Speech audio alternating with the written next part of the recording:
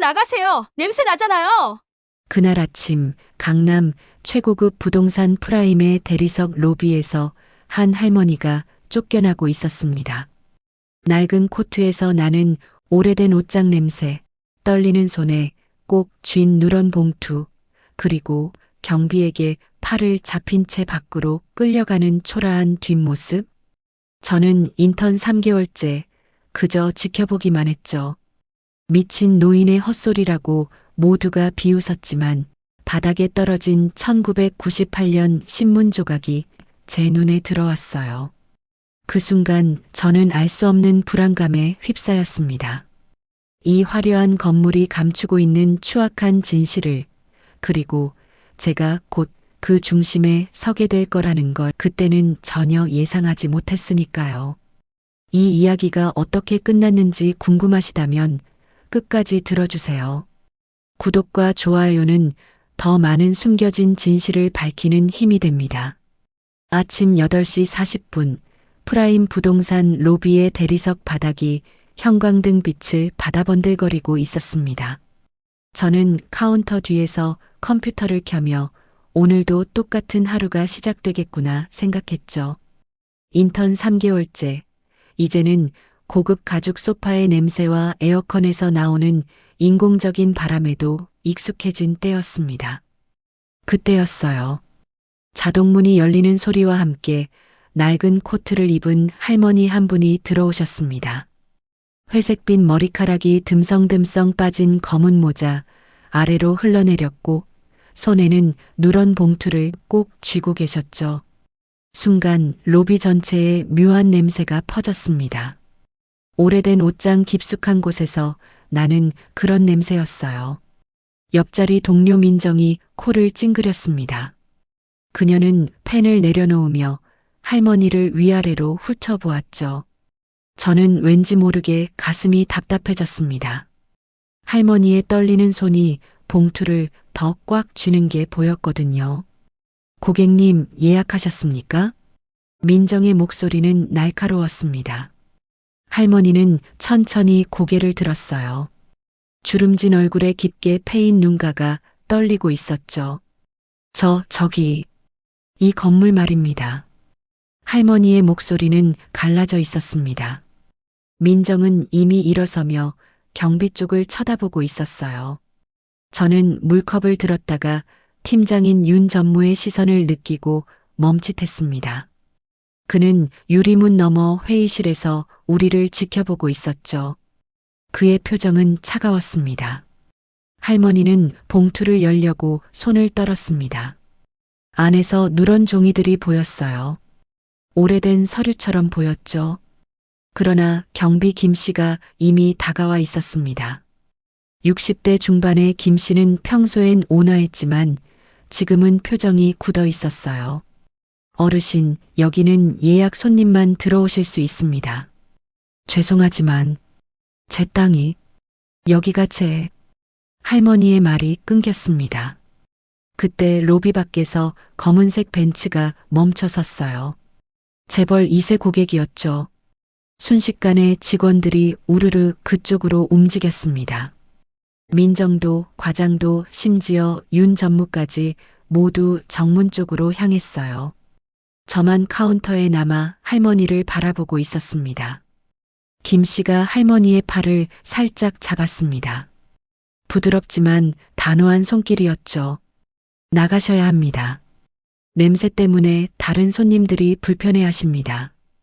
할머니의 눈가가 붉어졌습니다. 저는 가슴이 찢어지는 것 같았어요. 그 순간 할머니의 봉투에서 무언가가 떨어졌습니다. 오래된 신문 스크랩이었죠. 바닥에 떨어진 종이 위에 희미하게 보이는 제목이 눈에 들어왔습니다. 도심 재개발, 개인 기부자 참여라는 글자였어요. 문이 닫히는 소리가 들렸습니다. 할머니는 결국 밖으로 나가셨죠. 유리문 너머로 보이는 할머니의 뒷모습이 너무나 작아 보였습니다. 저는 주위를 살피며 재빨리 바닥에 신문 조각을 주워 서랍에 넣었어요. 종이는 낡아서 만지자마자 부스러질 것 같았습니다. 수진 씨, 뭐 하세요? 윤 전무의 목소리에 깜짝 놀랐습니다. 그가 언제 돌아왔는지 제 뒤에 서 있었어요. 날카로운 눈빛이 저를 꿰뚫는 것 같았죠. 아무것도 아닙니다. 제 목소리가 떨렸습니다. 윤 전무는 잠시 저를 쳐다보다가 말했어요. 오늘 큰 계약이 있어요. 쓸데없는 정은 금물입니다. 알겠죠? 네, 알겠습니다. 고개를 숙였지만 손은 계속 떨렸습니다. 윤 전무가 회의실로 돌아간 뒤 저는 서랍을 살짝 열어 신문 조각을 다시 봤어요. 날짜는 1998년이었습니다. 사진 속에는 젊은 여성이 삽을 들고 환하게 웃고 있었죠. 얼굴은 흐릿했지만 왠지 모르게 방금 전 할머니와 닮은 것 같았습니다. 점심시간까지 저는 계속 그 신문 조각이 신경 쓰였습니다. 화려한 로비의 샹들리에가 반짝일 때마다, 대리석 바닥이 윤기를 낼 때마다 저는 할머니의 떨리는 손과 붉어진 눈가를 떠올렸어요. 여기, 제 땅이, 할머니의 중얼거림이 귓가에 맴돌았습니다. 저는 컴퓨터 화면을 보면서도 집중할 수가 없었죠. 오후 2시 또 다른 고객이 들어왔습니다. 명품 가방을 든 중년 여성이었어요. 민정이 환하게 웃으며 맞이했습니다. 어서 오세요. 예약하신 김 여사님이시죠? 그 친절한 목소리를 들으며 저는 아침의 할머니를 다시 떠올렸습니다. 같은 공간, 같은 시간, 그러나 너무나 다른 대우. 제 서랍 속 신문 조각이 무거운 돌처럼 느껴졌어요. 퇴근 시간이 가까워질수록 불안감이 커졌습니다. 혹시 그 할머니가 정말로 이곳과 관련이 있는 분은 아니었을까요? 봉투 속 서류들이 자꾸 눈앞에 아른거렸습니다. 저는 결국 퇴근하면서 스마트폰으로 구청 기록실 운영 시간을 검색했어요. 아침 9시부터 저녁 6시까지 내일 점심시간에 가볼 수 있을 것 같았습니다.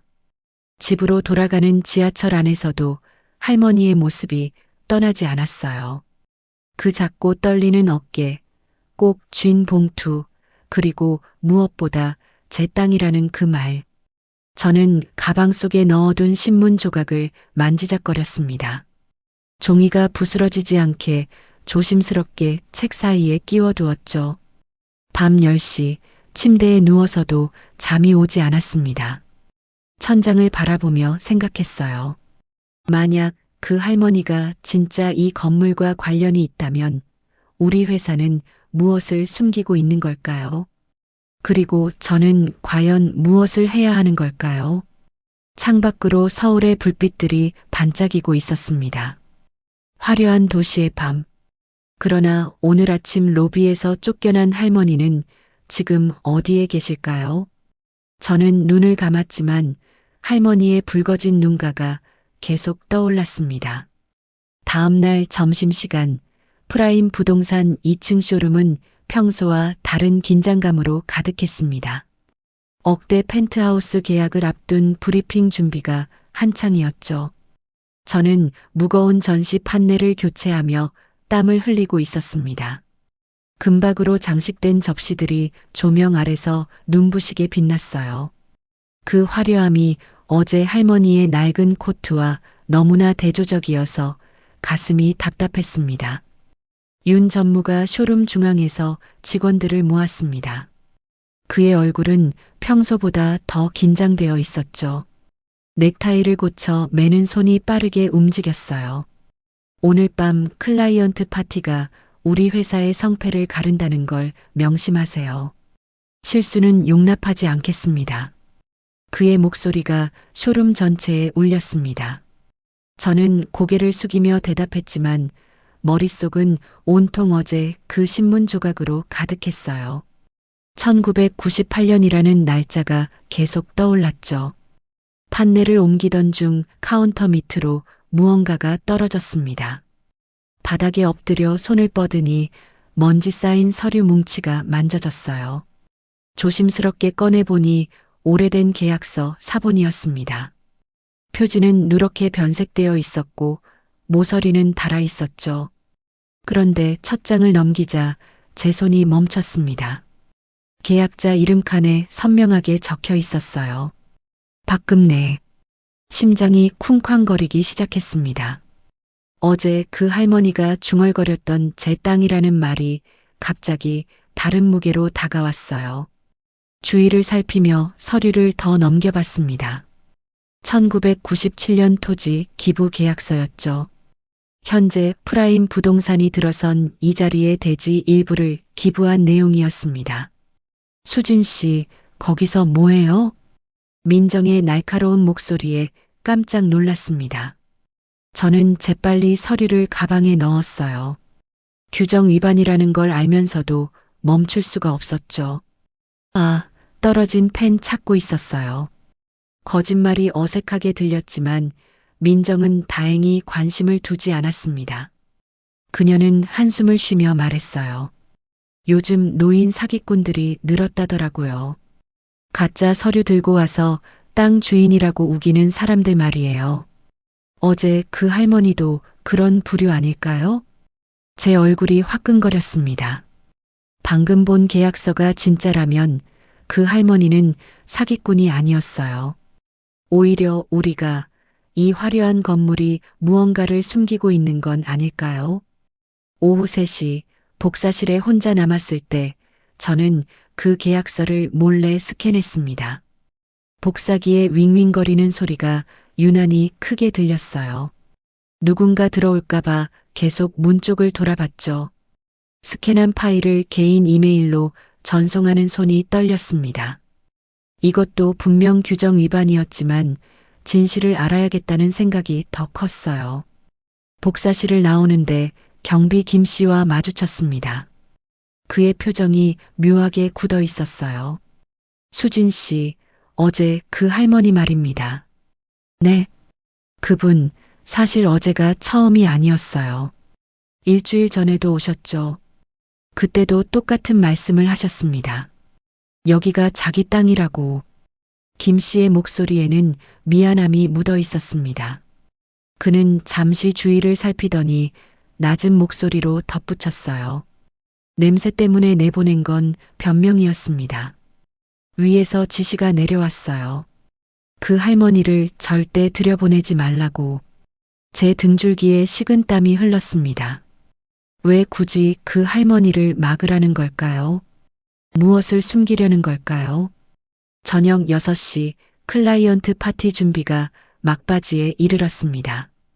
크리스털 샹들리에에서 쏟아지는 빛이 로비 전체를 황금빛으로 물들였어요. 윤 전무가 명함 케이스를 제 앞에 내밀었습니다. 은색 케이스가 마치 냄비 받침처럼 차가웠죠. 이따 밤 파티에서 접대 보조를 맡아주세요. 실수하면 안 됩니다. 그의 눈빛이 날카로웠습니다. 저는 고개를 끄덕였지만 가방 속 스캔한 파일이 무거운 돌처럼 느껴졌어요. 퇴근 시간이 되자 저는 스마트폰으로 구청 기록실 위치를 다시 확인했습니다. 내일 점심시간에 꼭 가봐야겠다고 마음먹었죠. 그때 로비 텔레비전에서 뉴스가 흘러나왔습니다. 서울 도심 부동산 시세가 연일 최고가를 경신하고 있습니다. 특히 옛돼지 기부자들의 권리 문제가 새롭게 주목받고 있는데요. 옛돼지 기부자. 그 단어가 제 귓가에 꽂혔습니다. 서랍 속에 넣어둔 신문 조각의 제목과 비슷했어요. 저는 재빨리 서랍을 열어 신문 조각을 다시 꺼냈습니다. 도심 재개발, 개인 기부자 참여라는 제목 아래 희미하지만 분명히 보이는 이름이 있었어요. 박금래. 밤 9시 파티가 시작되었습니다. 검은 리무진들이 줄지어 도착했고 명품으로 치장한 손님들이 로비를 가득 채웠어요. 현악 사중주의 선율이 공간을 채웠지만 제 귀에는 아무것도 들리지 않았습니다. 오직 어제 그 할머니의 떨리는 목소리만이 메아리 쳤죠. 여기가 제 땅이에요. 샴페인 잔이 부딪히는 소리, 가식적인 웃음소리, 그 모든 것이 거지처럼 느껴졌습니다. 화려한 조명 아래서 사람들은 억대 펜트하우스 계약을 논하고 있었지만 저는 계속 그 낡은 계약서만 생각났어요. 박금례라는 이름이 새겨진 그 종이가. 파티가 한창일 때 저는 화장실로 향하는 척하며 복도로 빠져나왔습니다. 창밖을 내다보니 건물 앞에 누군가 서 있었어요. 가로등 불빛에 비친 실루엣이 낯익었습니다. 어제 그 할머니였어요. 그녀는 건물을 올려다보고 있었죠. 그 작은 어깨가 추위에 떨고 있었습니다. 저는 창문에 손을 대고 그녀를 바라봤습니다. 유리창에 비친 제 얼굴이 초췌해 보였어요. 언제부터 이렇게 됐을까요? 화려한 이곳에서 일하면서도 마음은 점점 무거워지고 있었습니다. 수진 씨, 왜 거기 있어요? 민정이 다가왔습니다. 저는 황급히 창에서 떨어졌어요. 아, 잠시 바람 좀 쐬려고요. 빨리 들어와요. 윤 전무님이 찾으세요. 다시 파티장으로 돌아왔지만 제 마음은 이미 이곳에 없었습니다. 가방 속 계약서 사본이 불덩이처럼 느껴졌어요. 내일은 꼭 진실을 찾아야겠다고 다짐했습니다. 파티가 끝날 무렵 저는 또다시 창밖을 봤습니다. 그러나 할머니는 이미 사라지고 없었어요. 차가운 바람만이 텅 빈 거리를 쓸고 있었죠. 저는 가방을 꼭 쥐었습니다. 그 안에는 박금례라는 이름이 적힌 계약서가 있었고 제 마음속에는 점점 커지는 의문이 있었습니다. 이 화려한 건물은 대체 무엇을 숨기고 있는 걸까요? 그리고 박금례 할머니는 정말 누구일까요? 사흘째 되는 날 아침 9시 로비 자동문이 열리는 소리에 고개를 들었습니다. 박금례 할머니였어요. 이번엔 검은색 마스크를 쓰고 계셨죠. 아마도 냄새 때문에 쫓겨났던 걸 기억하시는 것 같았습니다. 그 모습이 너무나 안쓰러워서 가슴이 먹먹해졌어요.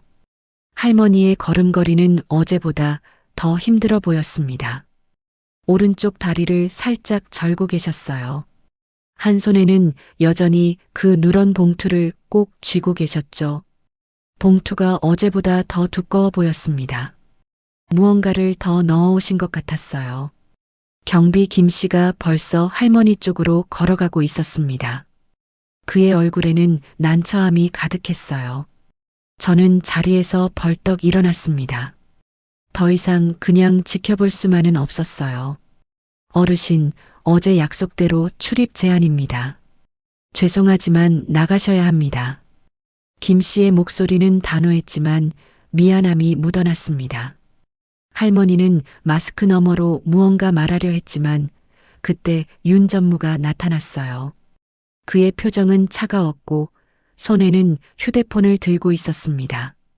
경찰을 부르겠습니다. 무단 침입으로 신고하면 됩니다. 윤 전무의 목소리가 로비에 울렸습니다. 저는 더 이상 참을 수 없었어요. 카운터를 돌아나가며 큰 소리로 말했습니다. 잠깐만요. 제가 인적사항이라도 확인해 보겠습니다. 모든 시선이 저에게 쏠렸습니다. 윤 전무의 눈빛이 날카로워졌지만 저는 이미 할머니 앞에 서 있었어요. 가까이서 본 할머니의 눈가에는 깊은 주름과 함께 슬픔이 가득했습니다. 할머니가 봉투를 열었습니다. 떨리는 손으로 서류들을 꺼내셨어요. 기부 확인서, 초기 건물 평면도, 그리고 흑백 사진 몇 장이 보였습니다. 사진 속에는 젊은 여성이 삽을 들고 서 있었고 그 옆에는 어린 남자아이가 환하게 웃고 있었죠. 이게 바로 제가 기부한 땅입니다. 여기 보세요. 제 이름이 있잖아요. 할머니의 목소리는 간절했습니다. 그러나 윤 전무가 다가와 제 손에서 봉투를 빼앗았어요. 그는 서류들을 대충 훑어보더니 카운터 위에 거칠게 내려놓았습니다. 이런 낡은 종이 조각으로 뭘 증명한다는 겁니까? 요즘 컴퓨터로 얼마든지 위조할 수 있어요. 그의 말이 할머니의 가슴에 비수처럼 꽂히는 게 보였습니다. 할머니의 어깨가 축 처졌어요. 바로 그때 로비에 있던 재벌 2세 고객이 코를 찡그리며 말했습니다. 이런 곳이었나요? 노숙자까지 들어오는 곳인 줄은 몰랐네요. 그 순간 제 안에서 무언가가 폭발했습니다. 하지만 겉으로는 침착함을 유지하려 애썼어요. 떨리는 손으로 주머니에서 명함을 꺼냈습니다. 그리고 작은 메모지에 급하게 무언가를 적었죠. 오늘 오후 3시 건물 앞 카페에서 만나요라고. 할머니에게 명함과 메모를 살짝 쥐어드렸습니다. 할머니의 거친 손이 제 손을 스쳤어요. 그 손은 차갑고 떨리고 있었습니다. 할머니는 놀란 눈으로 저를 바라보셨죠. 수진 씨, 뭐 하는 겁니까? 윤 전무가 날카롭게 물었습니다. 저는 애써 태연한 척했어요. 그냥 절차상 연락처라도 받아두려고요. 혹시 모르니까요.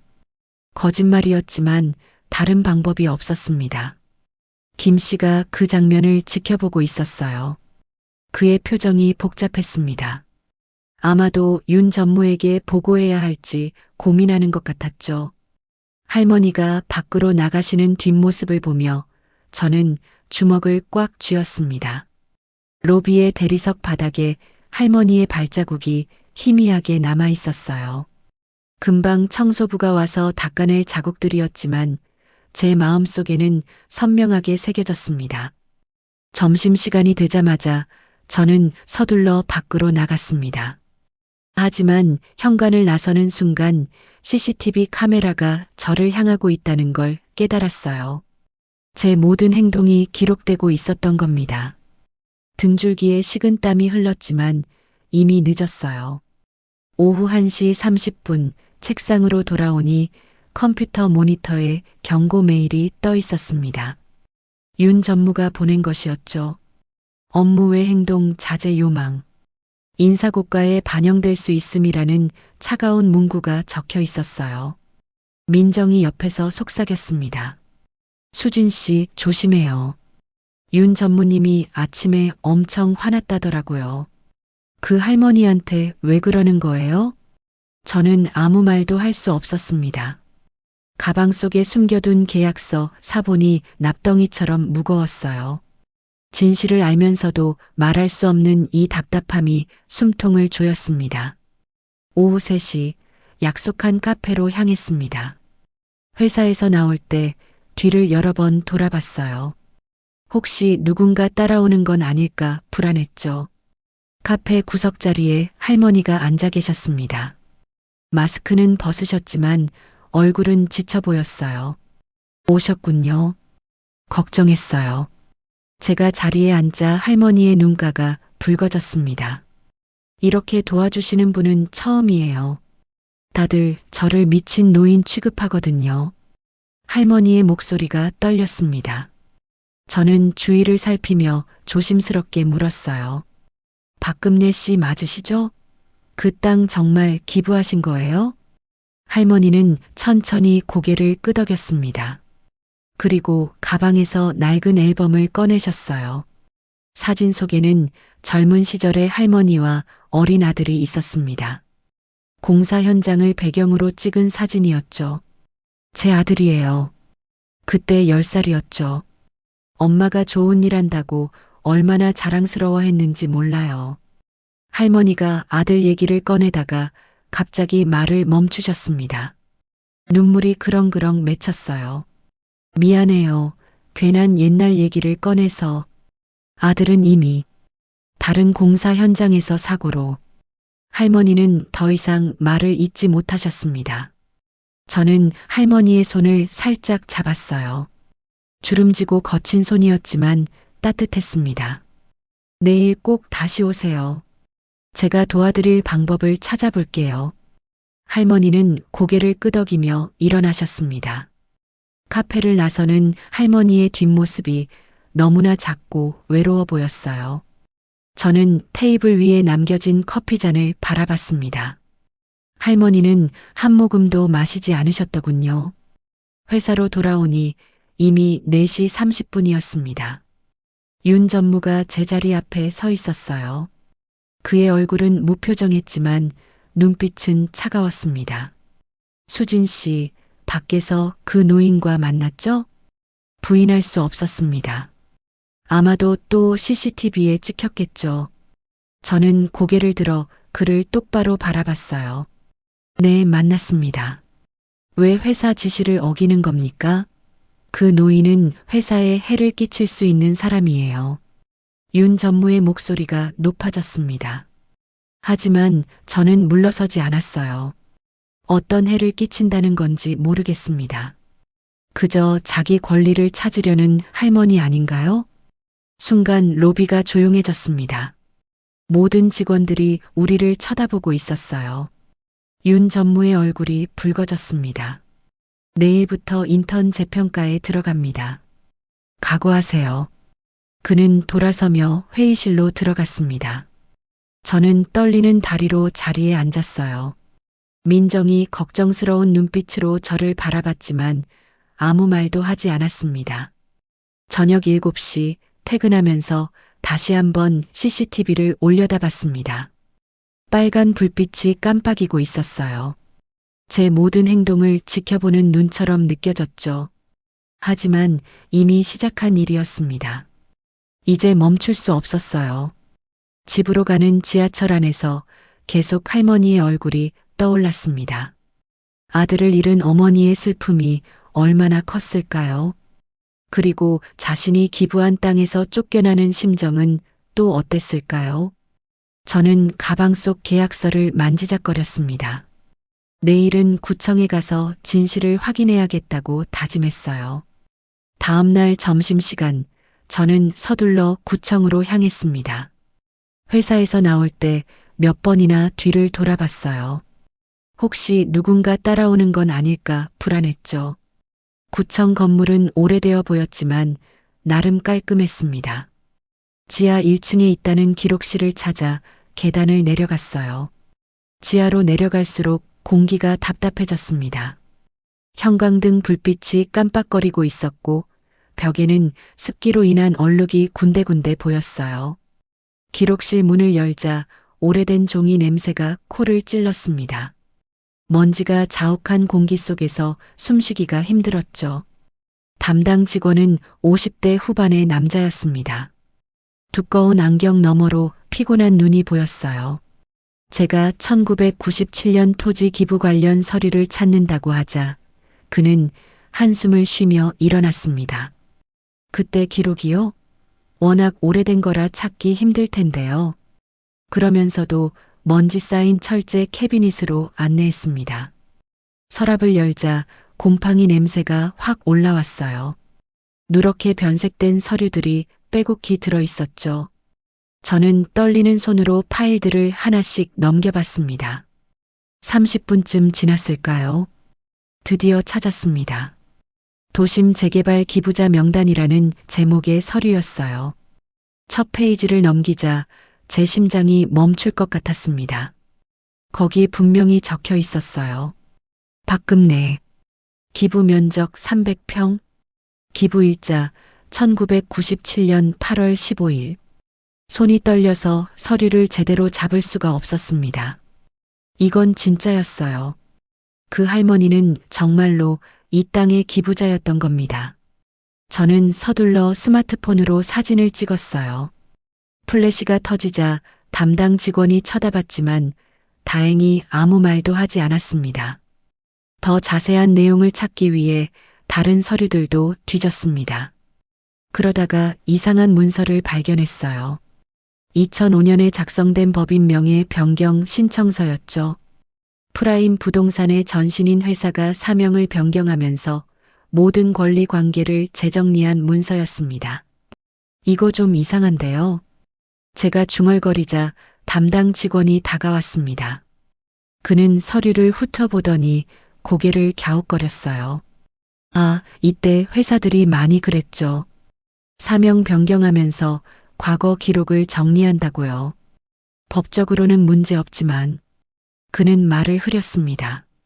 뭔가 더 말하고 싶은 게 있는 것 같았어요. 저는 조심스럽게 물었습니다. 혹시 박금례라는 분 기억하세요? 직원은 잠시 생각하더니 고개를 저었습니다. 하지만 그의 표정이 묘하게 굳어졌어요. 그런데 왜 이런 오래된 기록을 찾으시는 거죠? 저는 대답을 망설였습니다. 진실을 말하기엔 너무 복잡했어요. 그저 개인적인 조사라고만 둘러댔죠. 직원은 의심스러운 눈빛으로 저를 바라봤지만 더 묻지는 않았습니다. 기록실을 나오기 전 저는 초기 홍보 브로슈어 원본도 찾았습니다. 1998년에 발행된 것이었어요. 표지에는 시민과 함께하는 도심 재개발이라는 문구가 크게 적혀 있었죠. 안을 펼치자 기부자 명단이 나왔습니다. 박금례라는 이름이 맨 위에 있었어요. 브로슈어에는 사진도 있었습니다. 기공식 사진이었죠. 젊은 박금례 할머니가 삽을 들고 환하게 웃고 있었어요. 옆에는 어린 아들이 서 있었고요. 그 아들의 얼굴이 너무나 행복해 보여서 가슴이 아팠습니다. 구청을 나와 회사로 돌아가는 길 머릿속이 복잡했습니다. 이제 확실해졌어요. 박금례 할머니는 사기꾼이 아니었습니다. 오히려 회사가 무언가를 숨기고 있었죠. 하지만 이걸 어떻게 밝혀야 할까요? 인턴인 제가 할 수 있는 일이 있을까요? 회사에 돌아오니 이미 2시 30분이었습니다. 점심시간이 한참 지난 시각이었죠. 민정이 걱정스러운 표정으로 물었어요. 수진 씨, 어디 갔다 왔어요? 윤 전무님이 찾으셨어요. 가슴이 철렁 내려앉았습니다. 설마 제가 구청에 간 걸 알았을까요? 불안한 마음으로 윤 전무의 사무실로 향했어요. 수진 씨, 외부 활동이 잦은 것 같은데요. 윤 전무의 목소리는 차가웠습니다. 그는 책상 위에 서류를 넘기며 말을 이었어요. 내가 어제 그 노인과 만났다더군요. 오늘도 점심시간에 어디 갔다 온 것 같고, 저는 아무 말도 할 수 없었습니다. 부인해봤자 소용없을 것 같았어요. 윤 전무는 한숨을 쉬며 일어났습니다. 이번 주 안에 인턴 평가를 마무리할 겁니다. 그때까지 행동 조심하세요. 위협이었습니다. 분명한 경고였어요. 저는 고개를 숙이고 사무실을 나왔지만 마음속엔 오히려 더 강한 의지가 생겼습니다. 이제 시작일 뿐이었어요. 저녁 6시 약속한 시간에 맞춰 건물 앞 카페로 갔습니다. 박금례 할머니가 이미 와 계셨어요.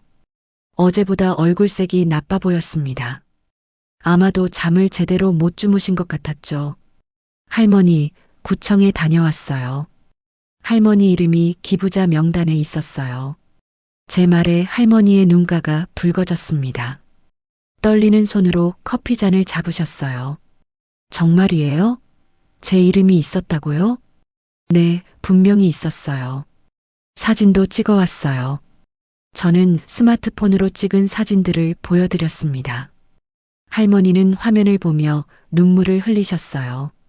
주름진 손가락으로 화면 속 자신의 이름을 어루만지셨죠. 28년이에요.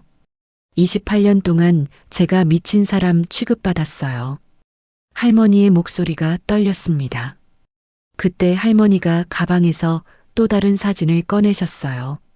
성인이 된 아들의 사진이었습니다. 우리 아들이 다른 현장에서 사고로 떠났어요.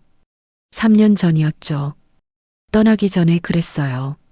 엄마가 기부한 그 땅 꼭 되찾으라고. 할머니의 눈물이 뚝뚝 떨어졌습니다. 저도 따라서 눈시울이 뜨거워졌어요. 할머니, 제가 도와드릴게요. 어떻게든 방법을 찾아볼게요. 고마워요. 정말 고마워요. 할머니가 제 손을 꼭 잡으셨습니다. 거칠고 주름진 손이었지만 그 어떤 손보다 따뜻했어요. 카페를 나와 집으로 가는 길, 저는 계속 생각했습니다. 어떻게 해야 할까요? 증거는 있지만 회사를 상대로 싸우기엔 제가 너무 작은 존재였어요. 하지만 포기할 수는 없었습니다. 그 할머니의 눈물을 봤으니까요. 밤 11시 침대에 누워서도 잠이 오지 않았습니다. 노트북을 켜고 관련 법률을 검색했어요. 기부 철회, 권리 회복, 소멸시효. 복잡한 법률 용어들이 머리를 아프게 했지만 계속 읽었습니다. 새벽 1시가 되어서야 흥미로운 판례를 찾았습니다. 기부자의 명예가 훼손되고 기부 목적이 변질된 경우 권리 회복을 요구할 수 있다는 내용이었어요. 희망이 보이기 시작했습니다. 하지만 동시에 두려움도 커졌어요. 거대한 회사를 상대로 한 싸움. 인턴인 제가 감당할 수 있을까요? 그래도 멈출 수는 없었습니다. 박금래 할머니의 이름을 되찾아드려야 했으니까요. 금요일 저녁 8시 프라임 부동산의 최상층 파티홀은 화려한 조명으로 빛나고 있었습니다. 크리스털 샹들리에가 천장에서 반짝였고 현악 사중주가 모차르트를 연주하고 있었어요. 손님들은 하나같이 명품으로 치장하고 있었죠. 저는 검은색 유니폼을 입고 샴페인 트레이를 들고 서 있었습니다. 재벌 2세들과 고위 공무원들이 삼삼오오 모여 이야기를 나누고 있었어요. 그들의 웃음소리가 공간을 채웠지만 제 귀에는 공허하게 들렸습니다. 며칠 전 박금래 할머니의 눈물이 계속 떠올랐거든요. 파티홀 한쪽에서 윤 전무가 중요한 손님들과 대화를 나누고 있었습니다. 그의 얼굴은 평소보다 더 밝았어요. 오늘 밤 큰 계약이 성사될 예정이었거든요. 수십억 원짜리 펜트하우스 계약이었죠. 저는 샴페인을 나르면서도 계속 주위를 살폈습니다. 파티홀 뒤편으로 통하는 문이 살짝 열려 있었어요. 호기심에 그쪽으로 다가갔습니다. 문틈 사이로 들리는 목소리에 귀를 기울였죠. 다운 계약으로 진행하면 세금을 많이 줄일 수 있습니다. 윤 전무의 목소리였습니다. 제 심장이 빠르게 뛰기 시작했어요. 다운 계약은 명백한 불법이었거든요. 실제 거래 가격보다 낮게 신고해서 세금을 포탈하는 방법이었죠. 좋습니다. 그런데 나중에 문제되지 않겠죠? 재벌 2세의 목소리가 들렸습니다. 윤 전무가 낮게 웃었어요. 걱정 마세요. 우리에겐 방법이 있습니다. 서류를 2가지 버전으로 준비했어요. 순간 제 등줄기에 식은땀이 흘렀습니다. 이건 증거였어요. 회사가 불법을 저지르고 있다는 확실한 증거였죠. 하지만 어떻게 이걸 녹음하거나 증명할 수 있을까요? 조심스럽게 스마트폰을 꺼냈습니다. 녹음 버튼을 누르려는 순간 누군가 제 어깨를 잡았어요.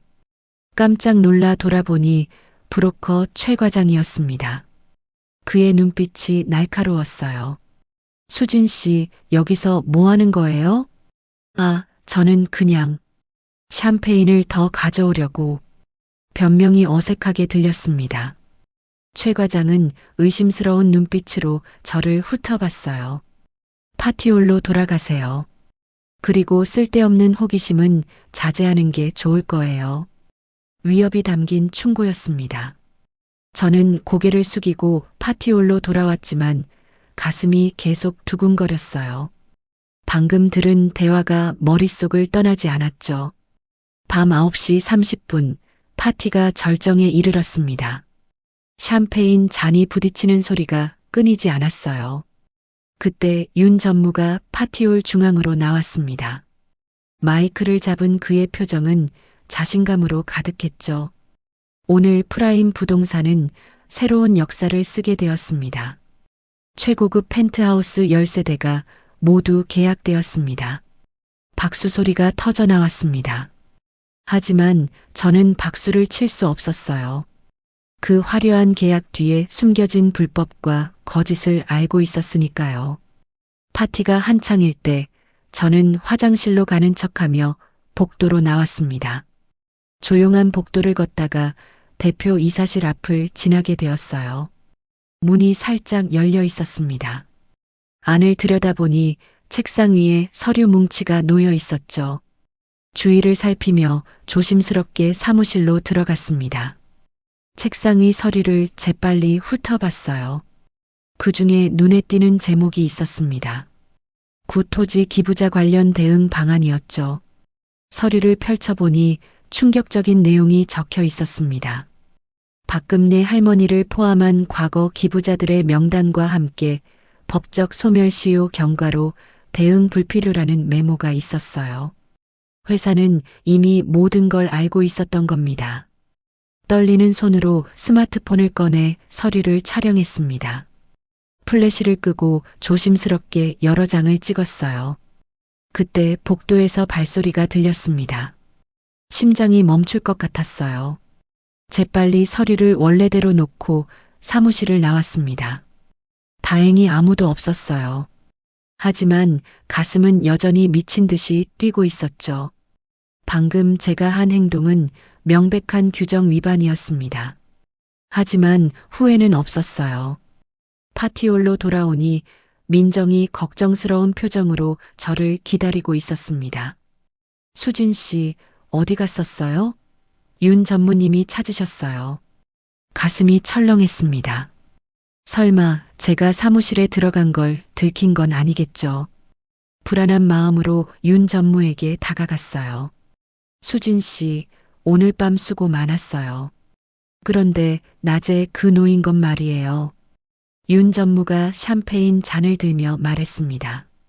그의 눈빛이 묘하게 번들거렸어요. 계속 그 노인과 엮이면 당신 미래에 좋을 게 없어요. 충고하는 겁니다. 네, 알겠습니다. 대답은 했지만 마음은 정반대였습니다. 오히려 더 강하게 할머니를 도와드려야겠다는 결심이 섰어요. 밤 11시 파티가 끝났습니다. 손님들이 하나둘 떠나고 파티홀은 텅 비었어요. 저는 정리를 도우며 창밖을 내다봤습니다. 건물 아래 어둠 속에서 무언가 움직이는 게 보였어요. 자세히 보니 박금내 할머니였습니다. 추운 밤에도 건물 앞을 서성이고 계셨어요. 아마도 오늘 파티가 있다는 걸 아셨나 봅니다. 그 작은 실루엣이 너무나 쓸쓸해 보였어요. 집으로 돌아가는 택시 안에서 스마트폰을 꺼냈습니다. 오늘 찍은 사진들을 다시 확인했어요. 다운 계약 관련 서류, 기부자 명단, 대응 방안. 이 모든 게 폭탄 같은 증거들이었죠. 그때 문자 메시지가 왔습니다. 발신자는 표시되지 않았어요. 내용은 단순했습니다. 박금내, 그 이름 계속 찾아봐. 같은 내용의 문자를 받은 건 두 번째였습니다. 누군가 저를 돕고 있는 건 아닐까요? 아니면 함정일까요? 알 수 없었지만 이미 시작한 일이었습니다. 새벽 1시 집에 도착해서도 잠을 이룰 수 없었습니다. 노트북을 켜고 오늘 찍은 사진들을 백업했어요. 그리고 외장하드에도 따로 저장했죠. 혹시 모를 상황에 대비해야 했으니까요. 창밖으로 서울의 야경이 보였습니다. 화려한 불빛들 속에서도 박금내 할머니의 쓸쓸한 뒷모습이 계속 떠올랐어요. 그분께 오늘 밤 발견한 사실들을 어떻게 전해드려야 할까요? 고민 끝에 결심했습니다. 내일 다시 할머니를 만나 모든 걸 말씀드리기로요. 그리고 함께 싸울 방법을 찾아보기로 했습니다. 혼자서는 힘들겠지만 진실이 우리 편이라면 길이 있을 거예요. 베개에 머리를 묻으며 생각했습니다. 오늘 밤 화려한 파티의 그림자 뒤에서 저는 추악한 진실을 봤어요. 하지만 동시에 희망도 봤습니다. 정의를 위해 싸울 용기를 얻었으니까요. 토요일 아침 7시 휴대폰 진동 소리에 잠에서 깼습니다. 경비 김 씨의 전화였어요. 평소 같으면 주말에 연락할 일이 없는 사람이었죠. 불안한 마음으로 전화를 받았습니다. 수진 씨, 어제 새벽에 큰일이 있었어요. 박금내 할머니가 건물 앞에서 쓰러지셨답니다. 순간 온몸의 피가 차갑게 식었습니다. 떨리는 목소리로 물었어요. 지금 어디 계신가요? 병원인가요? 응급실로 실려가셨다고 들었어요.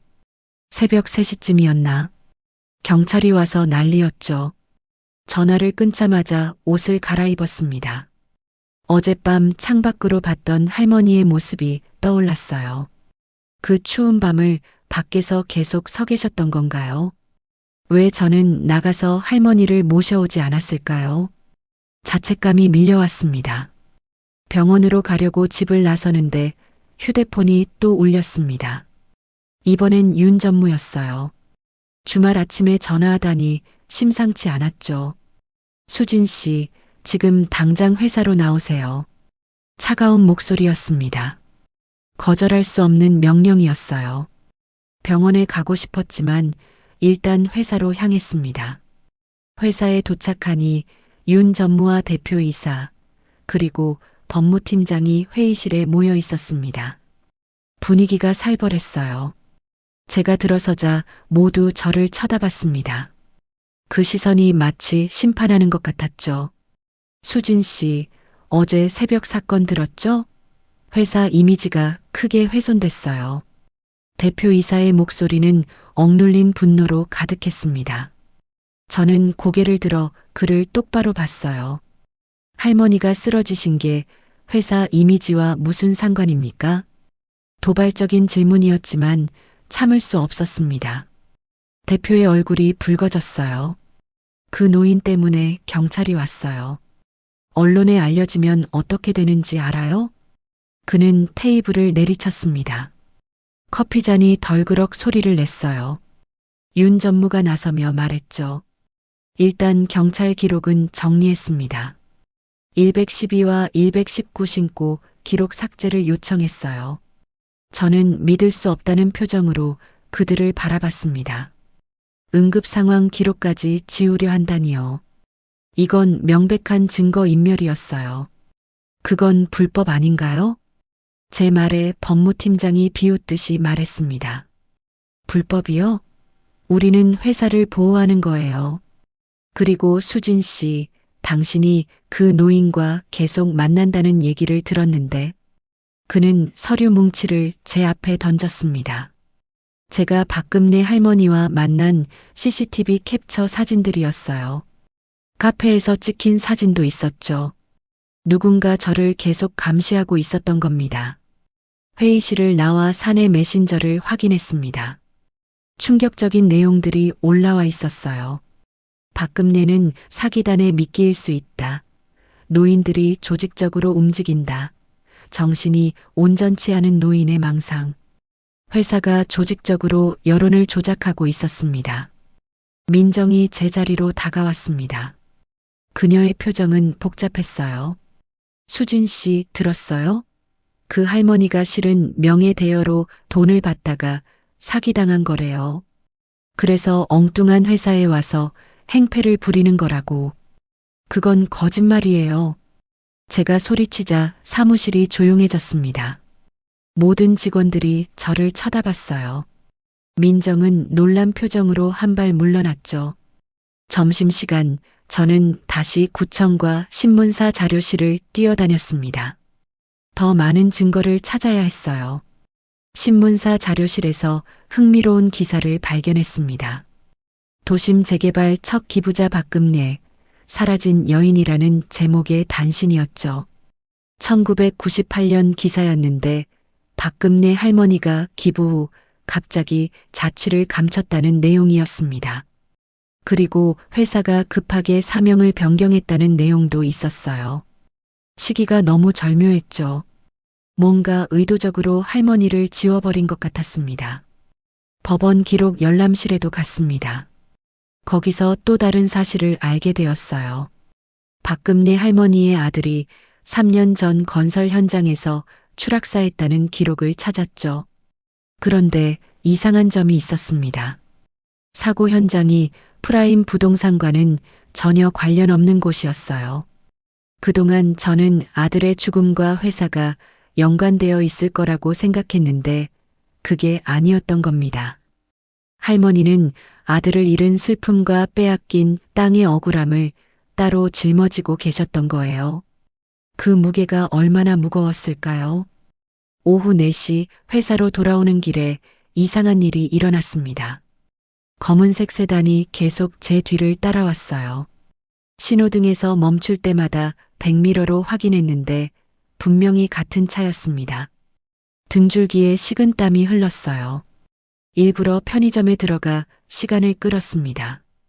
음료수를 사는 척하며 창밖을 살폈어요. 검은 세단은 길 건너편에 주차하고 기다리고 있었죠. 운전석엔 선글라스를 쓴 남자가 앉아 있었습니다. 얼굴은 알아볼 수 없었어요. 편의점을 나와 급히 지하철역으로 뛰어들어갔습니다. 계단을 내려가며 뒤를 돌아봤는데 다행히 따라오는 사람은 없었어요. 하지만 공포감은 사라지지 않았죠. 누군가 저를 감시하고 있다는 건 확실했습니다. 집에 도착한 건 저녁 7시였습니다. 현관문을 열고 들어서는데 뭔가 이상했어요. 분명히 아침에 정리하고 나간 책상이 어질러져 있었습니다. 노트북도 살짝 위치가 바뀌어 있었고요. 누군가 제 집에 들어왔던 겁니다. 떨리는 손으로 외장하드를 확인했습니다. 다행히 제자리에 있었어요. 하지만 컴퓨터를 켜보니 최근 파일 접근 기록이 있었죠. 제가 저장해둔 증거 파일들을 누군가 확인한 흔적이었습니다. 공포와 분노가 동시에 밀려왔습니다. 이제 회사는 제가 가진 증거를 알게 된 거예요. 더 이상 안전하지 않았습니다. 하지만 여기서 멈출 수는 없었어요. 박금내 할머니를 위해서라도 끝까지 가야 했죠. 밤 9시 결심했습니다. 모든 증거를 정리해서 감사팀의 익명으로 제보하기로요. 노트북을 켜고 그동안 모은 자료들을 하나하나 정리했어요. 구청 기록, 신문 기사, 몰래 찍은 서류들, 모든 걸 체계적으로 정리했습니다. 새벽 2시가 되어서야 제보 메일을 완성했습니다. 본사 감사팀 이메일 주소를 찾아 익명 계정으로 메일을 보냈어요. 제목은 단순했습니다. 프라임 부동산 불법 행위 및 과거 은폐 관련 제보. 전송 버튼을 누르는 순간 이상한 안도감이 들었습니다. 이제 주사위는 던져졌어요. 돌이킬 수 없는 길을 건넌 겁니다. 내일 아침이면 폭풍이 몰아칠 거예요. 창밖을 보니 어둠 속에서 가로등만 외롭게 빛나고 있었습니다. 박금내 할머니는 지금 병원에서 어떻게 지내고 계실까요? 내일은 꼭 병원에 찾아가야겠다고 다짐했어요. 그리고 할머니께 말씀드려야겠죠. 이제 곧 모든 진실이 밝혀질 거라고. 침대에 누웠지만 잠은 오지 않았습니다. 천장을 바라보며 생각했어요. 제가 한 선택이 옳은 걸까요? 인턴 자리를 잃을 수도 있고 더 큰 보복을 당할 수도 있어요. 하지만 후회는 없었습니다. 적어도 양심에는 떳떳하니까요. 월요일 아침 8시 회사 로비가 평소와 다른 긴장감으로 가득했습니다. 검은 정장을 입은 사람들이 서류 박스를 들고 엘리베이터를 오르내리고 있었어요. 본사 감사팀이었습니다. 제가 보낸 익명 제보가 효과를 발휘한 거죠. 직원들이 웅성거리며 모여들었습니다. 무슨 일인지 모르는 표정들이었어요. 저는 떨리는 가슴을 진정시키며 자리에 앉았습니다. 겉으로는 아무것도 모르는 척해야 했으니까요. 9시 정각 회의실 문이 열리며 감사팀장이 나왔습니다. 50대 중반의 여성이었는데 날카로운 눈빛이 인상적이었어요. 그녀가 로비 중앙에 서자 모두가 조용해졌습니다. 프라임 부동산 전 직원 여러분, 오늘부터 특별 감사를 실시합니다. 모든 업무를 중단하고 감사에 협조해 주시기 바랍니다. 윤 전무의 얼굴이 하얗게 질렸습니다. 그는 떨리는 목소리로 물었어요. 무슨 일로 갑자기 감사를? 감사팀장이 서류 뭉치를 들어보였습니다. 제가 보낸 자료들이었어요. 구청 기록 사본, 다운 계약 서류, 기부자 명단까지 모두 있었죠. 바로 그때였습니다. 로비 자동문이 열리며 박금내 할머니가 들어오셨어요. 보조기를 짚고 계셨지만 눈빛은 또렷했습니다. 병원에서 퇴원하신 직후였나 봐요. 할머니 옆에는 변호사로 보이는 중년 남성이 함께 있었죠. 할머니가 천천히 로비 중앙으로 걸어오셨습니다. 모든 시선이 그녀에게 쏠렸어요. 윤 전무가 다가가려 했지만 감사팀 직원이 그를 막았습니다. 잠깐, 저분이 박금내 씨입니까? 감사팀장이 할머니께 물었습니다. 할머니는 고개를 끄덕이셨어요. 그러자 감사팀장이 회의실에서 무언가를 가져오라고 지시했죠. 잠시 후 한 직원이 오래된 서류철을 들고 나왔습니다. 이것 좀 보십시오. 감사팀장이 서류를 펼쳤습니다. 1997년 기부증서 원본이었어요. 본사 금고에 보관되어 있던 것이었죠. 거기엔 분명히 박금내라는 이름과 도장이 찍혀 있었습니다. 이 서류가 진짜입니다. 박금내 씨는 이 땅의 정당한 기부자였고 회사는 그 사실을 의도적으로 은폐했습니다. 로비가 술렁거렸습니다. 직원들의 표정이 충격으로 가득했어요. 민정은 입을 벌린 채 할머니를 바라보고 있었죠. 대표이사가 황급히 나타났지만 이미 늦었습니다. 이건 오해입니다. 법적으로 이미 정리된 사안이에요. 대표가 소리쳤지만 감사팀장은 차갑게 대답했습니다. 오해가 아닙니다. 2005년 사명 변경 시 불법적으로 기록을 조작한 정황이 발견됐습니다. 그리고 다운계약, 명예 위조 시도까지 추가로 확인됐고요. 그 순간 저는 자리에서 일어났습니다. 더 이상 침묵할 수 없었어요. 떨리는 목소리지만 분명하게 말했습니다. 저도 증언하겠습니다. 박금내 할머니는 사기꾼이 아닙니다. 이 건물의 시작이었습니다. 모든 시선이 저에게 쏠렸습니다. 윤 전무의 눈빛이 불타는 것 같았어요. 하지만 저는 계속했습니다. 제가 구청에서 확인했어요. 할머니의 이름이 초기 기부자 명단 맨 위에 있었습니다. 회사가 그 역사를 지운 거예요. 박금내 할머니가 저를 바라보셨습니다. 그녀의 눈가에 눈물이 맺혔어요. 떨리는 목소리로 말씀하셨죠. 28년이에요. 28년 만에 제 이름을 찾은 거예요.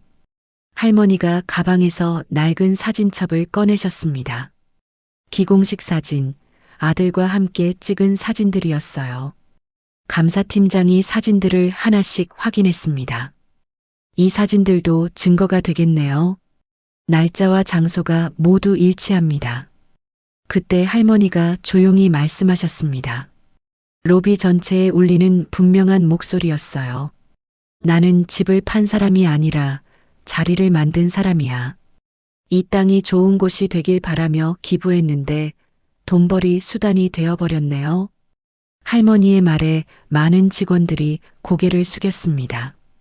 부끄러움이었을까요? 아니면 미안함이었을까요? 저도 눈시울이 뜨거워졌어요. 감사팀장이 윤 전무에게 다가갔습니다. 그녀의 표정은 단호했어요. 윤 전무님, 관련 서류를 모두 제출하시고 조사에 협조해 주십시오. 윤 전무는 아무 말도 하지 못했습니다. 그의 어깨가 축 처져 있었어요. 평소의 거만함은 온데간데 없었죠. 대표이사도 창백한 얼굴로 회의실로 끌려갔습니다. 점심시간이 되자 기자들이 몰려들기 시작했습니다. 누군가 언론에 제보한 모양이었어요. 카메라 플래시가 터지고 마이크가 할머니 앞으로 쏟아졌습니다. 어떤 심정이십니까? 28년 만에 진실이 밝혀졌는데요. 한 기자가 물었습니다. 할머니는 잠시 침묵하시다가 말씀하셨어요. 기쁘기보다는 아들에게 미안해요. 살아있었다면 엄마를 도와줬을 텐데. 할머니의 목소리가 떨렸습니다. 아들 이야기가 나오자 눈물을 참지 못하셨어요. 저는 할머니 옆으로 다가가 손수건을 건넸습니다. 오후 3시 감사 결과가 일부 발표되었습니다. 다운 계약 정황이 확인되었고 명예 이전 서류 위조 시도도 드러났어요. 브로커 최 과장은 이미 연행되었다고 했죠. 회사는 발칵 뒤집혔습니다. 저녁 6시 로비가 다시 조용해졌을 때 박금내 할머니가 저에게 다가오셨습니다. 주름진 손으로 제 손을 꼭 잡으셨어요. 고마워요. 당신이 아니었으면 영원히 묻혔을 거예요. 제가 한 일은 별로 없어요. 할머니가 포기하지 않으셨잖아요. 할머니는 미소를 지으셨습니다. 처음 봤을 때와는 전혀 다른 모습이었어요. 무거운 짐을 내려놓은 사람의 얼굴이었죠. 이제 아들 묘에 가서 말해줄 수 있어요. 엄마가 우리 이름을 되찾았다고. 할머니가 로비를 둘러보셨습니다.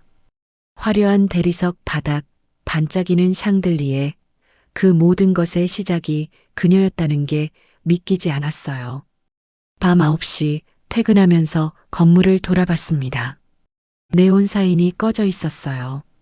안전 점검이라는 명목이었지만 사실은 회사의 추락을 상징하는 것 같았죠. 집으로 가는 길 휴대폰이 울렸습니다. 모르는 번호였어요. 전화를 받자 낯선 목소리가 들렸습니다. 수진 씨죠? 잘하셨어요. 용기 있는 선택이었습니다. 누구세요? 그동안 응원하던 사람이에요. 계속 지켜보겠습니다. 전화가 끊겼습니다. 그 익명의 문자를 보냈던 사람일까요? 알 수 없었지만 어딘가에 저를 지지하는 사람이 있다는 게 위안이 되었어요. 밤 11시 침대에 누워 천장을 바라봤습니다. 오늘은 정말 긴 하루였어요. 하지만 보람 있는 하루이기도 했죠. 박금내 할머니의 이름을 되찾아드렸으니까요. 이제 시작일 뿐이지만 적어도 첫걸음은 뗀 셈이었습니다. 화요일 오전 10시 감사팀의 최종 발표가 있었습니다. 회의실은 기자들과 직원들로 가득 찼어요. 팽팽한 긴장감이 공기를 무겁게 눌렀죠. 저는 구석자리에서 숨을 죽이고 지켜봤습니다.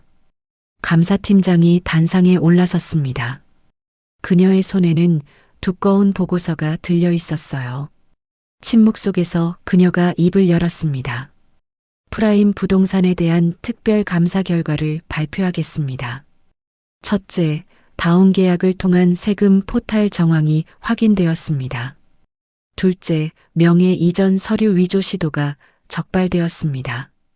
셋째, 접대비 카드 남용 및 횡령 의혹이 발견되었습니다. 발표가 계속될수록 신뢰 공기가 더욱 무거워졌습니다. 직원들의 얼굴이 하나둘 창백해졌어요. 특히 윤 전무와 가까웠던 사람들은 불안한 눈빛으로 서로를 바라봤죠. 그리고 가장 중요한 사실은 1997년 토지 기부자 박금내 씨의 존재를 의도적으로 은폐하고 역사를 왜곡했다는 점입니다. 그 순간 플래시가 일제히 터졌습니다. 기자들이 펜을 들고 바쁘게 메모하기 시작했어요. 감사팀장은 증거 서류들을 하나씩 공개했습니다. 제가 제보했던 자료들과 본사에서 찾아낸 추가 증거들이었죠. 바로 그때였습니다. 회의실 문이 거칠게 열리며 브로커 최 과장이 뛰어들어왔어요. 그는 경찰 2명에게 팔을 잡힌 채였습니다. 도주하려다 붙잡힌 모양이었죠. 그의 얼굴은 땀으로 범벅이었고 넥타이는 풀어져 있었어요. 다 윤 전무가 시킨 거예요. 저만 잘못한 게 아니라고요. 최 과장이 소리쳤습니다. 윤 전무의 얼굴이 더욱 창백해졌어요. 그는 입을 열려다가 다시 다물었죠. 변명할 여지가 없었던 겁니다. 경찰이 최 과장을 데리고 나간 후 대표이사가 일어섰습니다. 그의 손이 미세하게 떨리고 있었어요. 이건 경쟁사의 음해입니다. 우리 회사는 항상 정직하게. 그만하십시오. 감사팀장이 차갑게 말을 끊었습니다. 그녀는 휴대폰을 들어 보였어요. 화면에는 카카오톡 대화 내용이 떠 있었죠. 윤 전무님과 브로커 간 대화 백업입니다. 다운 계약 지시 내용이 모두 기록되어 있어요. 이번엔 대표도 말문이 막혔습니다. 그는 힘없이 의자에 주저앉았어요. 평소의 거만한 모습은 온데간데 없었죠. 점심시간이 되자 언론 보도가 쏟아지기 시작했습니다. 기부자 지훈 프라임, 역사 세탁 의혹, 수십억 다운계약 정황 포착, 부동산 업계 비리 수사 확대. 제목들이 화면을 가득 채웠어요. 로비에는 투자자들의 항해 전화가 빗발쳤습니다. 접수 데스크의 전화벨이 쉴 새 없이 울렸죠. 민정은 울먹이며 전화를 받고 있었어요. 죄송합니다. 지금 확인 중입니다. 네, 계약 철회 절차 안내해 드리겠습니다. 그녀의 목소리가 점점 작아졌습니다. 한두 시간 사이에 수십 건의 계약이 취소되었어요. 재벌 2세 고객들도 줄줄이 계약을 철회했죠. 회사는 순식간에 무너지고 있었습니다. 오후 3시 본사 이사회 긴급회의가 열렸습니다. 1시간 뒤 결과가 발표되었어요. 대표이사 보직 해임. 그 짧은 문장이 사내 공지에 떴습니다. 윤 전무도 같은 운명을 맞았죠. 저녁 6시 로비가 이상하게 어두웠습니다. 알고 보니 네온 간판이 꺼져 있었어요. 안전점검이라는 명목이었지만 모두가 알고 있었죠. 회사의 몰락을 상징하는 장면이라는 걸. 박금리 할머니가 로비 의자에 앉아 계셨습니다. 손에는 오래된 사진을 들고 계셨어요. 아들과 함께 찍은 사진이었죠. 할머니의 눈가가 촉촉했습니다. 우리 아들이 다른 현장에서 먼저 떠났어요. 3년 전이었죠. 이 회사와는 관계없는 사고였지만 늘 미안했어요. 엄마가 기부한 땅이 이렇게 변해버린 걸 보고 얼마나 실망했을까. 할머니의 목소리가 떨렸습니다. 저는 할머니 옆에 조용히 앉았어요. 무슨 말로 위로해야 할지 몰랐지만 그저 곁에 있어드리고 싶었죠. 하지만 오늘 조금은 위안이 돼요. 적어도 진실은 밝혀졌으니까. 아들한테 가서 말할 수 있어요. 엄마가 끝까지 포기하지 않았다고. 할머니가 사진을 가슴에 안으셨습니다. 그 모습이 너무나 애잔해서 저도 눈물이 났어요. 밤 8시 건물 앞에 사람들이 모여들기 시작했습니다. 시민단체 회원들이었어요. 그들은 촛불을 들고 있었죠. 박금리 할머니를 지지합니다. 역사는 지워지지 않습니다라는 피켓도 보였습니다.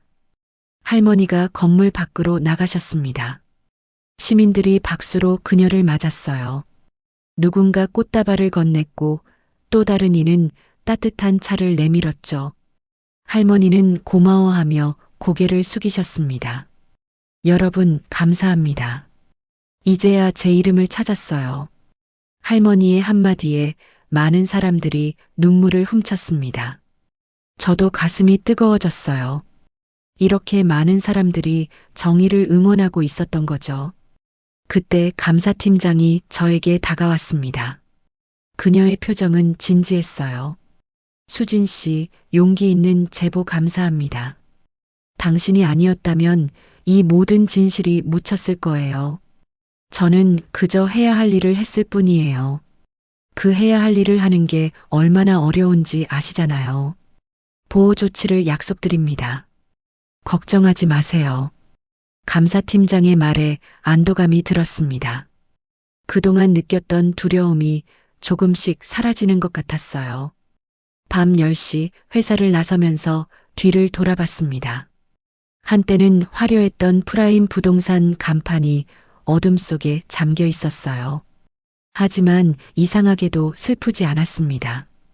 오히려 시원했어요. 거짓의 탑이 무너지고 진실이 드러났으니까요. 집으로 가는 길, 박금내 할머니에게서 문자가 왔습니다. 오늘 고마웠어요. 덕분에 아들한테 갈 면목이 생겼어요. 짧은 문자였지만 가슴이 뭉클했습니다. 창밖을 보니 별이 유난히 밝았어요. 도시의 불빛에 가려 잘 보이지 않던 별들이 오늘따라 선명했죠. 마치 숨겨졌던 진실이 빛을 발하는 것처럼 느껴졌습니다. 내일이면 윤 전무와 대표는 조사를 받을 겁니다. 회사는 큰 변화를 겪겠죠. 하지만 그건 당연한 결과였어요. 거짓 위에 세운 성은 언젠가 무너지기 마련이니까요. 침대에 누워 생각했습니다. 인턴 자리는 잃을지도 모르지만 후회는 없었어요. 적어도 거울 앞에서 당당할 수 있으니까요. 그리고 무엇보다 박금내 할머니의 미소를 봤으니까요. 그것만으로도 충분했습니다. 일주일 후 수요일 오전 9시 본사 이사회의 결정이 공식 발표되었습니다. 대표이사 보직 해임 확정. 그 짧은 문장이 회사 전체를 뒤흔들었어요. 윤 전무도 같은 날 사표를 제출했죠. 브로커 최 과장은 이미 검찰 조사를 받고 있었습니다. 감사팀이 저를 따로 불렀습니다. 회의실에 들어서니 감사팀장이 따뜻한 미소로 맞아주셨어요. 수진 씨, 그동안 정말 고생 많으셨어요. 자료 정리부터 증언까지 당신의 용기가 없었다면 이 모든 게 불가능했을 거예요. 그녀의 말에 가슴이 뭉클해졌습니다. 그동안의 두려움과 고민이 한꺼번에 밀려왔어요. 앞으로 보호 조치를 확실히 하겠습니다. 걱정하지 마세요. 감사팀장의 약속에 안도의 한숨이 나왔습니다. 이제야 정말 끝났구나 싶었죠. 점심시간 로비에서 작은 기자회견이 열렸습니다. 박금내 할머니가 마이크 앞에 서셨어요. 떨리는 손으로 준비한 종이를 꺼내셨지만 결국 종이를 내려놓고 가슴에서 우러나오는 말씀을 하셨습니다. 집은 돈을 묶는 곳이 아니라 사람이 사는 자리입니다. 제가 이 땅을 기부한 건 좋은 집들이 들어서길 바랐기 때문이에요. 진짜 사람이 살 수 있는 집 말이죠. 할머니의 목소리는 작았지만 단단했습니다. 기자들이 조용히 받아 적었고 몇몇 직원들은 눈물을 훔쳤어요. 저도 코끝이 찡해졌죠. 기자회견이 끝나자 직원들이 하나둘 박수를 치기 시작했습니다. 처음엔 어색한 박수였지만 곧 진심 어린 박수로 바뀌었어요. 민정도 눈물을 글썽이며 박수를 쳤죠. 할머니, 죄송했어요. 제가 너무 무지했어요. 민정이 할머니께 다가가 고개를 숙였습니다. 할머니는 민정의 손을 살짝 잡아주셨어요. 괜찮아요. 모르는 건 잘못이 아니에요. 이제 알았으니 됐죠. 할머니의 너그러운 말씀에 민정은 결국 울음을 터뜨렸습니다. 오후 3시 구청에서 연락이 왔습니다. 초기 기부자 표기를 복원하겠다는 내용이었어요. 회사도 로비에 기념 동판을 제작하기로 했죠. 작은 시작이었지만 의미 있는 변화였습니다. 윤 전무가 짐을 정리하며 회사를 떠나는 모습을 봤습니다. 한때는 그렇게 거만했던 사람이 이제는 초라해 보였어요.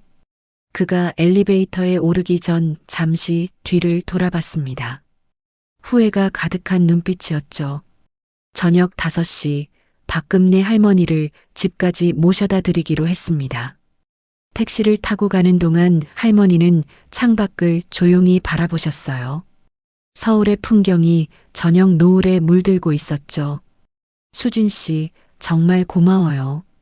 당신 같은 젊은이가 있어서 희망이 보여요. 제가 한 일은 별로 없어요. 할머니가 끝까지 포기하지 않으셨잖아요. 할머니의 집은 작은 빌라였습니다. 낡았지만 깔끔하게 정돈되어 있었어요. 할머니가 부엌으로 가시더니 콩나물국을 끓여주셨습니다. 따뜻한 국물이 목을 타고 내려가자 마음까지 따뜻해졌어요. 우리 아들도 콩나물국을 좋아했어요. 현장에서 일하다 와도 이거 한 그릇이면 피로가 풀린다고 했죠. 할머니의 목소리에 그리움이 묻어났습니다.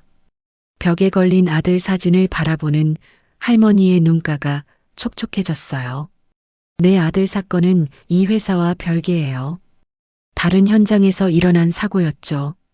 그래도 아들이 살아있었다면 엄마를 도와줬을 텐데. 할머니는 말을 멈추고 한숨을 쉬셨습니다. 저는 할머니의 손을 살짝 잡아드렸어요.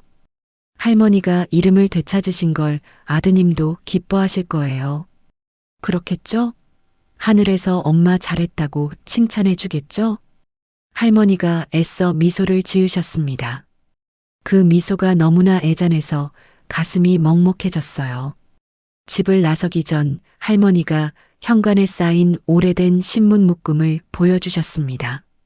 맨 위에는 젊은 시절 할머니가 삽을 들고 웃는 사진이 실린 신문이 있었어요. 이게 다 추억이에요. 그때는 정말 희망에 차 있었죠. 좋은 일 한다고 얼마나 뿌듯했는지 몰라요. 할머니의 주름진 손이 신문을 어루만졌습니다. 세월의 무게가 느껴졌어요. 밤 9시 집으로 돌아오는 길에 생각했습니다. 박금네 할머니는 돈이나 명예를 원한 게 아니었어요. 그저 자신의 선의가 인정받고 아들에게 떳떳한 어머니가 되고 싶었을 뿐이었죠. 휴대폰이 울렸습니다. 감사팀에서 온 메시지였어요. 정규직 전환 제안이었습니다. 하지만 저는 고민 끝에 거절했어요. 대신 감사팀 파견을 선택했죠. 더 많은 부당함을 바로잡고 싶었거든요. 침대에 누워 일기장을 펼쳤습니다. 오늘의 마지막 문장을 적었어요. 오늘도 한 자리를 지켰다. 한 사람의 자리를. 펜을 내려놓으니 마음이 평온해졌습니다. 한 달 후 2025년 4월 15일 화요일 오전 10시 프라임 부동산 로비에는 많은 사람들이 모여 있었습니다. 오늘은 특별한 날이었어요. 기부자 동판 제막식이 열리는 날이었죠. 로비 한쪽 벽에 금빛 동판이 설치되어 있었습니다. 하얀 천으로 가려져 있었지만 그 뒤에 무엇이 적혀 있는지 모두가 알고 있었어요. 이 자리를 처음 밝힌 사람, 박금네라는 문구가 새겨져 있었죠. 박금네 할머니가 보조기 없이 걸어오셨습니다. 한 달 사이에 많이 건강해지신 것 같았어요. 얼굴에도 생기가 돌았고 눈빛도 맑아 보였죠. 할머니 옆에는 조카와 손주들이 함께 있었습니다. 새로 부임한 대표가 마이크를 잡았습니다. 젊은 여성 대표였는데 진정성 있는 표정이 인상적이었어요. 오늘부터 프라임 부동산은 새로운 출발을 합니다. 과거의 잘못을 인정하고 투명하고 정직한 회사로 거듭나겠습니다. 그녀의 목소리에는 힘이 있었습니다. 직원들도 진지한 표정으로 듣고 있었어요. 새로운 시작에 대한 기대가 느껴졌죠. 드디어 제막식이 시작되었습니다. 박금네 할머니가 천천히 동판 앞으로 다가가셨어요. 떨리는 손으로 줄을 잡으셨죠. 천이 내려가는 순간 플래시가 일제히 터졌습니다. 동판에는 할머니의 이름과 함께 1997년 기부 날짜가 선명하게 새겨져 있었어요. 그리고 아래에는 예약이 없어도 사람부터 맞이한다는 새로운 회사 모토도 적혀 있었죠. 할머니의 눈가에 눈물이 맺혔습니다. 손주가 할머니의 손을 꼭 잡아드렸어요. 할머니, 이제 할머니 이름이 영원히 여기 있을 거예요. 그래, 이제야 제자리를 찾았구나. 할머니의 목소리가 떨렸습니다. 많은 사람들이 박수를 쳤어요. 저도 가슴이 뭉클해서 눈물을 참기 힘들었죠. 제막식이 끝난 후 저는 감사팀으로 정식 발령을 받았습니다. 새로운 신분증을 받으며 책임감이 무겁게 느껴졌어요. 앞으로 더 많은 부정을 바로잡아야 한다는 사명감이 들었죠. 오후 2시 박금네 할머니와 함께 아들의 묘를 찾았습니다. 산중턱에 있는 작은 묘지였어요. 봄꽃이 피어 있어서 그나마 쓸쓸하지 않았죠. 할머니가 묘비 앞에 무릎을 꿇고 편지를 꺼내셨습니다. 떨리는 목소리로 읽기 시작하셨어요. 아들아, 엄마야. 드디어 우리 이름을 되찾았다. 내가 그토록 바라던 일을 해냈어. 너의 꿈이 멈춘 자리에서 나는 사람의 자리를 다시 세웠단다. 할머니의 목소리가 산에 울려 퍼졌습니다. 바람이 불어와 편지를 살짝 흔들었어요. 마치 아들이 대답하는 것 같았죠. 이제 떳떳하게 살 수 있을 것 같아.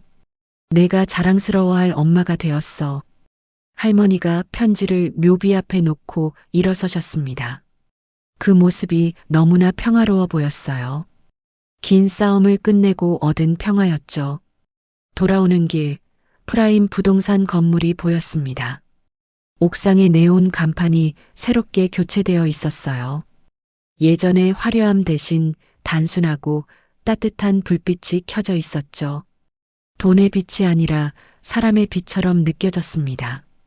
저녁 7시 집에 돌아와 일기장을 펼쳤습니다. 오늘의 마지막 문장을 천천히 적었어요. 오늘도 한 자리를 지켰다. 한 사람의 자리를. 펜을 내려놓고 창밖을 바라봤습니다. 서울의 밤은 여전히 화려했지만 이제는 그 빛 뒤에 숨겨진 사람들의 이야기가 보였어요. 박금리 할머니처럼 자신의 자리를 지키려 애쓰는 사람들의 이야기가. 휴대폰이 울렸습니다. 박금리 할머니의 문자였어요. 수진 씨, 오늘 정말 고마웠어요. 덕분에 좋은 마무리를 할 수 있었어요. 앞으로도 좋은 일 많이 하세요. 짧은 문자였지만 가슴이 따뜻해졌습니다. 저는 답장을 보냈어요. 할머니도 건강하세요. 가끔 뵐게요. 이제 모든 것이 제자리를 찾았습니다. 박금리 할머니의 이름도, 회사의 양심도, 그리고 제 자신의 신념도. 비록 긴 싸움이었지만 그만큼 값진 승리였어요. 침대에 누워 생각했습니다. 앞으로도 이런 일들이 많이 있을 거예요. 하지만 이제는 두렵지 않았습니다. 정의를 위해 싸울 용기를 얻었으니까요. 그리고 무엇보다 한 사람의 자리를 지키는 것이 얼마나 중요한지 알게 되었으니까요. 창밖에 별들이 반짝이고 있었습니다. 박금리 할머니의 이름처럼 진실은 언젠가 빛을 발한다는 걸 믿으며 눈을 감았습니다. 그해 봄, 저는 한 할머니의 잃어버린 이름을 되찾는 여정에 함께했습니다. 돈과 권력 앞에서 지워진 한 사람의 역사가 다시 빛을 보는 순간 저는 깨달았죠. 우리가 지켜야 할 것은 화려한 간판이 아니라 그 안에 담긴 사람들의 이야기라는 것을. 박금리 할머니가 말씀하신 대로 집은 돈을 묶는 곳이 아니라 사람이 사는 자리였습니다.